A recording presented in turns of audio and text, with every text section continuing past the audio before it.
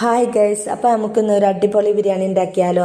അത് ഞാൻ സൺഫ്ലവർ ഓയിലാണ് കേട്ടോ ഇവിടെ എടുത്തത്. സൺഫ്ലവർ ഓയിൽ ഒഴിച്ചിട്ട് അതിൽ നമുക്ക് ക്യാരറ്റും സവാളയും അരിഞ്ഞത് ഇട്ട് കൊടുക്കുക. അങ്ങനെ നല്ലവണ്ണം വാടി വന്നതിന് ശേഷം സവാളയും ക്യാരറ്റും അതിൽ നിന്ന് കോരിയെടുക്കുക.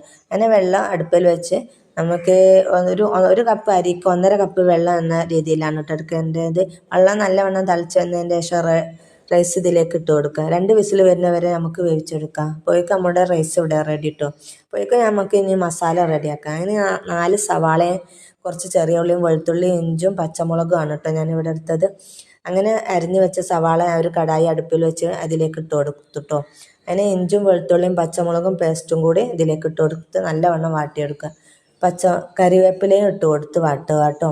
അതിൻ്റെ ശേഷം നമുക്ക് ഒരു മീഡിയം സൈസുള്ള 4 തക്കാളി അരിഞ്ഞെടുത്തിട്ടുണ്ട് കേട്ടോ. വലിയ തക്കാളിയാണ് 2 എണ്ണമൊക്കെ മതി കേട്ടോ. ഞാൻ കുറച്ച് മസാലയാണ് കേട്ടോ ഇവിടെ ഉണ്ടാക്കുന്നത്. കുട്ടികൾക്ക് വലിയ മസാല ഇഷ്ടമില്ലാത്തത് കൊണ്ട് കുറച്ചാണ് കേട്ടോ എടുത്തത് എല്ലാം. പിന്നെ കറിവേപ്പിലയും മല്ലിച്ചപ്പ് പുതിനയിൽ ഇതിലേക്ക് ഇട്ട് കൊടുക്കാം. അല്പം തൈര് ഒഴിച്ച് കൊടുക്കണേ. ഒരു 2 ടീസ്പൂണ് 3 ടീസ്പൂണ് തൈര് ഒഴിച്ച് കൊടുക്കുക.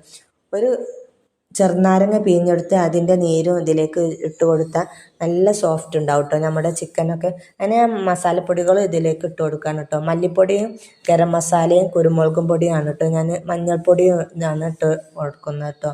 അല്പം ഉപ്പും ചേർത്ത് കൊടുക്കണം. ഉപ്പ് നല്ലവണ്ണം കുഴച്ച് റെഡി ആക്കിയതിന് ശേഷം ഉപ്പ് പാകം ആക്കിയതിന് ശേഷം വീണ്ടും ആവശ്യമുണ്ടെങ്കിൽ വീണ്ടും ഇട്ട് കൊടുക്കണേ.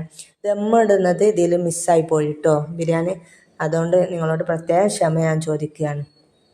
അങ്ങനെ ഒരു 15 മിനിറ്റ് ഇതിൽ തന്നെ വേവിച്ചെടുക്കുകയാണ് കേട്ടോ.